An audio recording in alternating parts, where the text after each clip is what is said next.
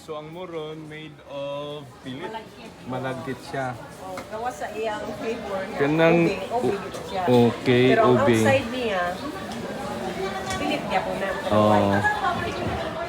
So, sumay lamian ni kaning tsokolate, ube plain, coco banana. Tsokolate ang original. Oo.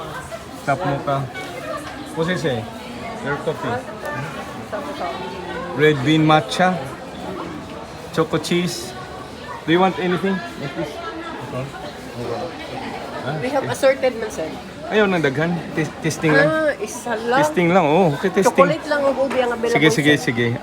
Unahon na to ng ube. Kaya murag talag sa una ng ube. Kanang lami ha?